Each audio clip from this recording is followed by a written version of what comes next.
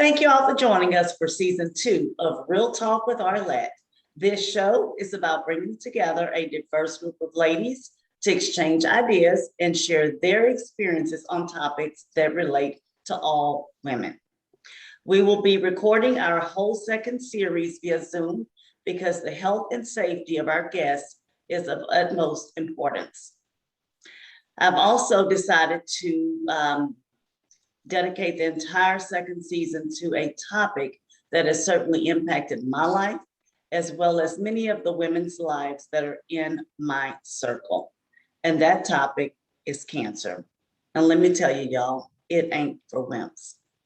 So with that said, and without further ado, I would like to introduce my guest today, the fabulous, the fierce Sheryl Robertson. Sheryl, thank you so much for being here. I can't tell you how much I appreciate you coming on to share your story.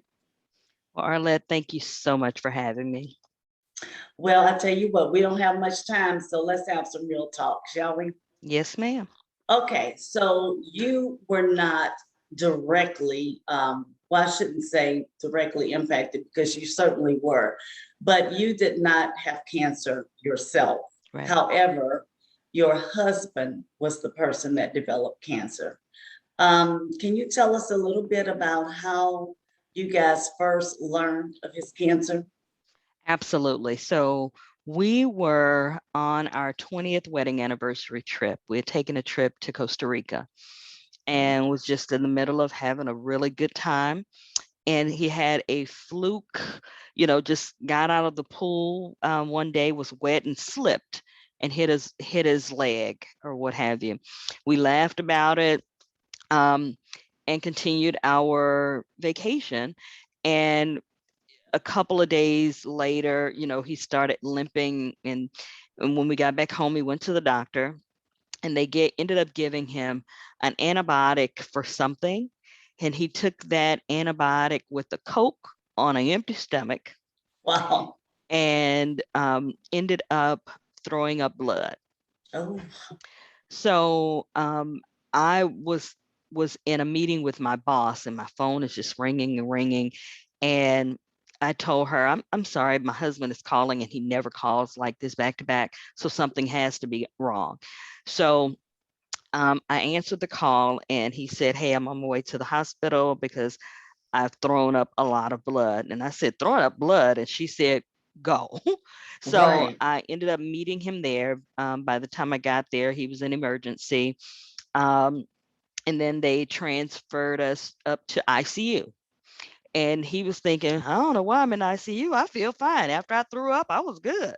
Wow. Well, after a battery of tests, they had transferred us out of ICU and we were in a regular room and the hospital phone rang and it was the ICU doctor. And she basically said, Mrs. Robertson, we believe we know what it is, but I don't want you to mention it to your husband yet. And I said, oh, okay. And she said, we believe that it's cancer. So I'm like, okay. So I started answering questions like, okay, hung up the phone. And they were like, well, my mother-in-law was there, my husband, of course. And what did the doctor say? And I said, well, she just said that um, they're not quite sure, but somebody else is going to come and talk to us. So my Okay. mother-in-law said, okay, well, I'm going to go ahead and go. Come walk me out. So I'm walking down the hall and she said, what did they really say?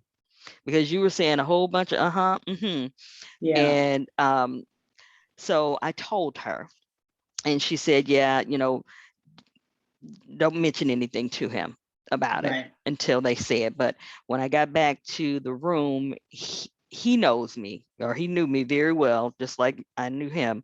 And he said, what did they say? Did they say I have cancer? And I'm like, what made you say that? But we had a thing that if we asked each other a specific question, Right. no matter what the reasoning behind it, we needed to say the truth. And Right. so he asked me that specific question and I told him, what they said. So we kind of was in shock for a little bit. And we ended up, I wanted to tell our kids because, we, at the time, my daughter was still in, I think she was maybe a junior in college. Okay. Up in Oklahoma, and my son was a junior in high school. And I called her and I told her, and her roommate got on the phone and said, "Miss Robertson, do you want me to call my mom?" And I'm like, yeah, okay, sweetie, you call your mama. If you, who is your mama? So, Right. but come to find out, her mother worked for the #1 lead research doctor for the type of rare cancer that my husband had in the world.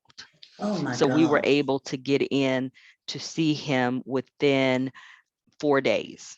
Okay. Wow. So the type of cancer he had was called GIST, GIST, Okay. gestational intestinal stromal tumors, Okay. which, like I said, it was a rare form of cancer. So when I heard the word rare, look, rare is scary It's to me scary. Yeah, because absolutely. rare means there's not that much research. This was a cancer that 14 years prior they didn't have any medicine to treat it. Okay. It would have been a terminal cancer. Okay. However, the medicine that they put him on, he was on a daily chemo peel. So the Okay. medicine that they put him on worked wonderful for him. Okay. So we're going to talk about that in a minute. Mhm. So let me make sure I heard this correctly. Celebrating 20 years of marriage, Yep. having a grand time. Yep. Your husband slipped, hurt his foot, winded up in the hospital shortly thereafter because he was throwing up blood. Mm-hmm. Then finding out that he had cancer, Yep. but he also ended up in ICU as Yep. well. Yep. All that in a matter of what, 2 days, 3 days? Probably a week at the most. Okay, that's a lot. Mm-hmm. So with that said, you guys encountered some challenges. Yes. You told your daughter, Yes. and it just so happened that your daughter's roommate's mom knew of this doctor Mm-hmm. who could treat this rare cancer that your husband had. Yep. Tell me a little bit about the impact to the family once you all have digested the fact that your husband has cancer. Tell me about that journey, and then tell us a little bit about the medication and that. Okay. Well, the journey for me, I went into okay, you know what? We got cancer. Mhm. Okay, let's what we're doing. Let's get on it. That's right. And my husband took a little bit of a different path because he didn't, in his mind, they didn't know what it was. And I'm like, no, sir. Yeah, no, they know what it is. They told you Mhm. what it is. But Right. because he wasn't going through the normal radiation and even though he was doing a chemo peel, the chemo, we kind of laughed about it a little bit because like I told him, you're the only cancer patient I know that didn't gain weight on cancer with cancer. So he still looked the same. Yeah. He didn't lose weight. He didn't lose his hair. He didn't nothing. So from the outside, anybody, and he never missed work or anything throughout Wow. his whole journey. So even when he wasn't feeling well, he still went to work. He still sucked it up and went to work. That's just the type of man that he was. So for anybody, his friends and all of that, you know, they knew he was in the hospital at one point, and Mhm. then nobody else said anything about it. Or Right. he had to go to these doctor's appointments because we went from going every 2 months to every 4, 6, and then we were right at the point where we were going to go once a year. So for Okay. our kids, once we told them and talked about what it was that that their dad had, they didn't really see a change in him. So it wasn't that, oh my God, my daddy's gonna die kind Right. of a Because the thing. medicine was working, It was right? working. It was Okay. it literally was working. So so for me, it was more of a, let me make sure he's okay. Let me make sure you're not overexerting yourself. Or when I would hear him talking to his friends, yeah, no, mine's not that bad, Right. blah blah blah. And I'm thinking, nah, bruh, it really is. Right. It's a rip, but that was the way that he dealt with it. So I got online and started looking up stuff, which a girlfriend of mine, I got to a blog that this lady had done a few years before with her husband. Okay. And he was on the exact same medicine and all of that. So it was like little tips and tricks that instead of him taking the medicine in the morning time, he started taking it at night. So Okay. that, so I would tell him little things like that. Well, there's one night I read a little bit too far Mm, okay. and basically found the man's obituary. So I had to go in the bathroom and cry Right. on that Right. because I'm like, oh my God, he was doing so well, and then all of a sudden he wasn't. So Okay. those types of things. So I couldn't really share that with him, but a Yeah. girlfriend of mine told me, just get off of Google, just stop, Yes. get off of Google. Don't, because of course when you Google stuff, you're gonna find all kinds of horror stories. So Absolutely. don't do that. Um, so that was pretty much how I threw myself into research, trying to figure out the things Right. that he should do and what he shouldn't do. Okay. So in the middle of all this, you guys made a decision that would take you away from him. Yes. Let's Yes. talk about that. Well, so before, when he first started cancer treatment, or when we first were diagnosed, he had an inoperable version of cancer. So he had a tumor in his stomach, and then it had metastasized to his liver. So Okay. his liver was pretty much covered with these tumors. Mm, Um, but the medicine that he was on was working so well to where it was all of gone in his liver. mhm. And we finally got a thing to say, hey, he's now a candidate for surgery, which was Okay. wonderful. So Right. we had said, okay, well, wonderful. He is now a candidate. He's going to be cancer free very Right. soon. So in the midst of that, an opportunity came up for me at work, Okay. which was I got a phone call to say, hey, not sure if this is on your radar, but we have an opportunity for you in Chicago Wow. that we think you'd be great for. It basically was my dream job. Hmm. So Okay. he and I talked about it, and I said, are you okay with this? What do you think? And he said, you know what, can go up there and figure out if you like it or not. And if you Okay. do, then we will relocate up there. But Perfect. I was going to be gone for maybe 6 months, make that determination. He then, like I said, was a candidate for surgery. He was going to have surgery. I talked to them about, hey, I'm probably going to need to come back and forth between Houston and Chicago. Are you Yep. guys okay with that? They were. Perfect. Moved. But before all of that, I told you about the medicine that he was on, Yes. and the medicine was working wonderfully, Okay. wonderfully. So the insurance company decided to change his medicine, and because the medicine he was on was pricey, very Okay. very expensive. So they decided to put him on the generic. Now, for some people, generics work wonderful, Right. but even though it's the same medicine somewhat, it may be compounded differently. Everybody's body does not react to a generic. And my Right. husband's body did not work with this generic. So Okay. all of a sudden we went for what, about 3 years with him, just having to go to the doctor every so often. Like I said, we had gone 2, 4, 6. Now we're going to be going every once a month. I mean, once a year. Right. And all of a sudden he developed, when it was time for his surgery, he developed a blood clot. Mm. And the surgeon said, hey, we were at the the pre-op surgery consultation. Hey, did you know about this blood clot? And we were like, no, what blood clot? So the new medicine caused him to develop blood clots.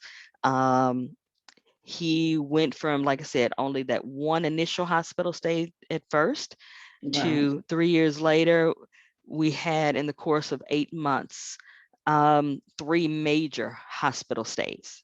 Oh my And goodness. then ultimately his death was due to a blood clot. Oh my gosh. And so I had begged the doctor, you know what? And I went back and pulled out all of my notes and said, see, is there any way we can go back to this medicine? And like I said, you know, I'm not a doctor, but all I know is Right. when he was on this, it was working. So the Right. doctor said, you know what, yes, Ms. Robinson, we can go ahead and reach out to the insurance company and say he has to have this. And so Okay. they finally approved it, but it was too Okay. late. Wow. So he's in Texas, you're in Mhm. Chicago, Mhm. and you guys talk every single day. Yep. And the day of his death, tell us about that. How did you learn of him being deceased? So the night before, um, we talked about a little bit of everything, Okay. which when I look back over that conversation, it was almost like everything that I ended up doing, moving forward. We talked about changing, either fixing or replacing our air conditioning unit. Mhm. We talked about the Texans playing in London, that Okay. coming November. We talked, like when I said we talked about a little bit of everything, we talked about the job I have now. Mhm. That job posted the night before. So he said the next morning, okay, when I get to work in the morning, I'll call the people about moving your truck back down and getting a moving company to start moving your stuff. But he didn't make it to work the next day. So that the next, we said our good nights at about 9 o'clock that night. My last words to him was, "I love you, Pookie Bear," because that was our little saying. And the next morning, we would talk to each other, either he on his way to work or me on my way to, our way to work. And he didn't answer. He didn't answer his personal phone. He didn't answer his work phone, and that certainly was not normal. So I called my son and just said, "Hey, go check on your daddy." And he went downstairs and saw him. He had fixed him some breakfast.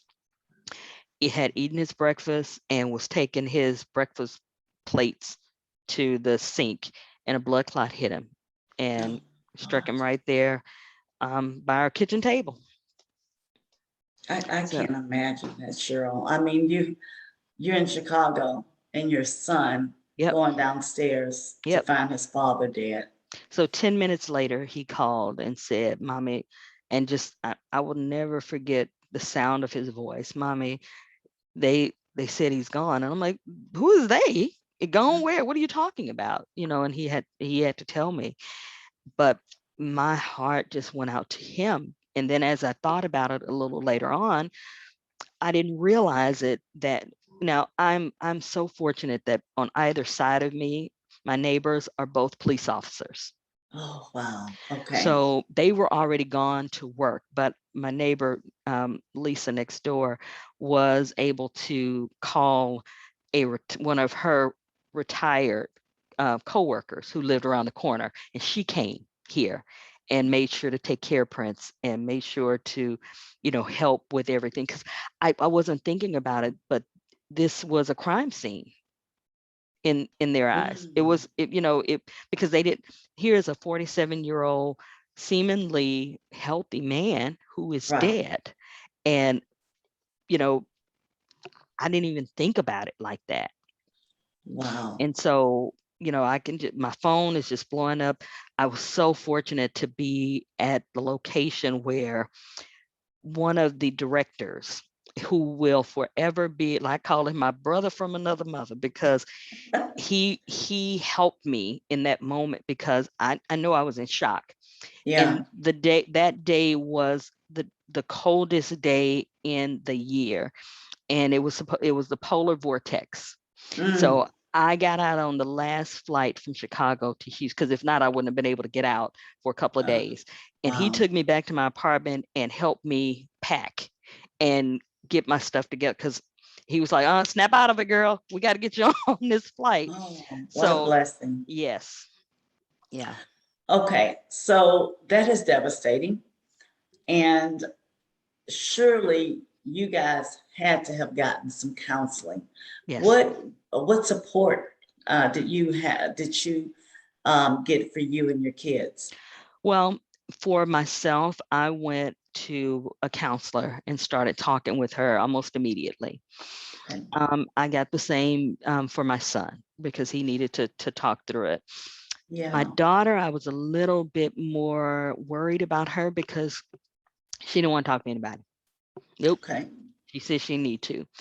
But within this last year, she realized that she did need to. So Wow. she has started talking with the counselor, and I still talk to somebody. Okay. Um, I talk to somebody now.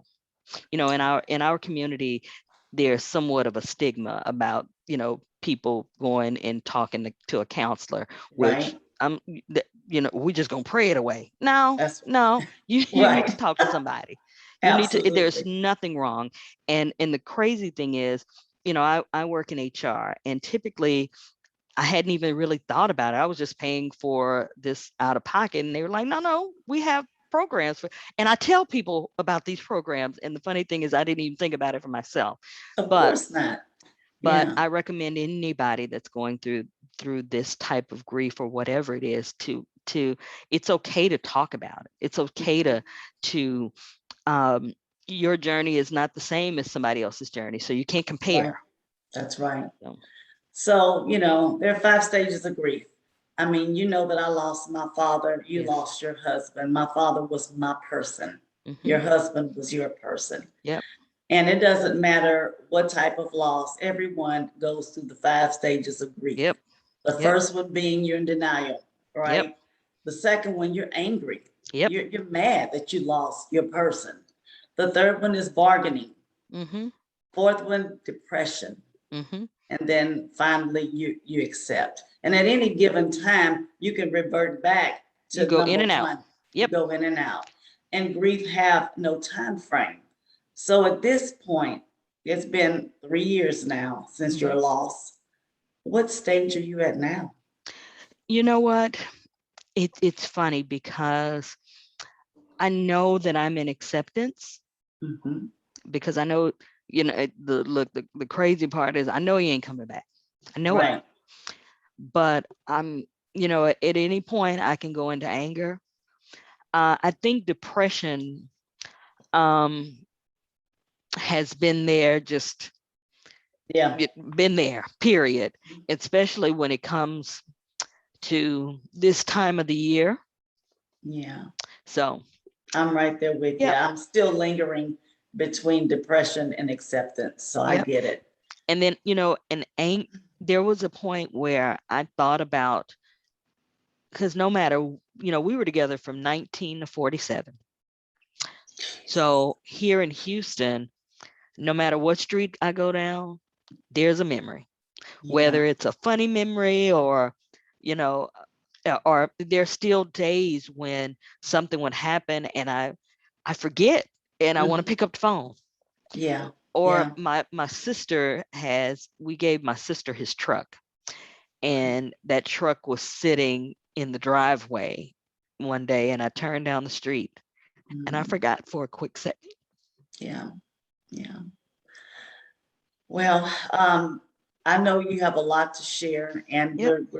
it's almost time for us to wrap up, but I would definitely like for you to share just one piece of advice for another woman who is going through what you have been through. Um, the advice that I have is, don't listen to those people who are like, well, the funeral is over. Right. you Right. you ought to be back to yourself. You ought to be, Yeah. you know, I have a friend of mine who lost her husband last year, Mhm. not from cancer, but very similar to, you know, you, mind. They had a conversation that morning, and when she got home, he was gone. And they had been together 19 years. So how she deals with grief is to write. She starts off with, they say to have a grateful heart. So I'm grateful. And then she lists all of these things, and she called her husband her unicorn. Oh, So, and some people, well, she shouldn't do that. And I'm like, girl, look, you can't listen to nobody. If that makes you feel good, that's right. that's what you do. So I had somebody to tell me just the other day, well, I posted a memory or something I said. It was a quote that basically said, there are two things in life that change you: falling in love and grief. That's right. And they were like, well, but you can't wallow in it. I'm not wallowing in it. It Right. helps me to talk about my husband. It That's helps right. me to do that. Even, because he's in every memory. He's That's right. there. That's So right. don't, no matter, don't let somebody else tell you how long you should grieve or what state of grief you should be in. And one other thing that I've learned, and my counselor told me this, and I'm like, you know what? Instead of, I hate the question, well, how you doing? How you feeling? Right. How look, inside I want to say, well, how the hell you think I'm doing? Right. But what she said is, if you're not feeling it today, say it. That's right. I mean, That's it's, well, how you doing? I'm not doing well today. that's right. And Taking it one day at a if time. they are uncomfortable with it, that's on them. Wow. So Well, that's a Cheryl, bit of advice. I hate that we have to wrap up, but I truly, truly know that you have been a blessing to those that who may be listening right now. So thank you very, very much for your time. Well, And thanks thank you for for being having on me. the show. Thank you for having So me, I do Arlette. have some resources that I would like to share for those of you that are experiencing the grieving process right now. There are several support groups. One that I highly recommend is grieving.com. It is a free resource group that allow you to chat with other people that are also grieving. There's also griefshare.org. Another one, this is a caregiver support group. It's called Can Care, CANCARE.org. And for those who are readers, I highly recommend that you read the book by Elizabeth Kubler-Ross. She's the one that created the Kubler-Ross model with the 5 stages of grief. She wrote a book with David Kessler, who is a grief expert. It's called On Grief and Grieving: Finding the Meaning of Grief Through the 5 Stages of Loss. So again, ladies, thank you for joining us today. If there are any topics that you would like for us to cover on the show, or better yet, if you would like to be a guest on the show, please reach out to us at realtalkwitharlette.com and click Let's Talk. Until next time, ladies, I encourage you to be faithful, be fearless, but most importantly, just be yourself. Bye-bye. Bye.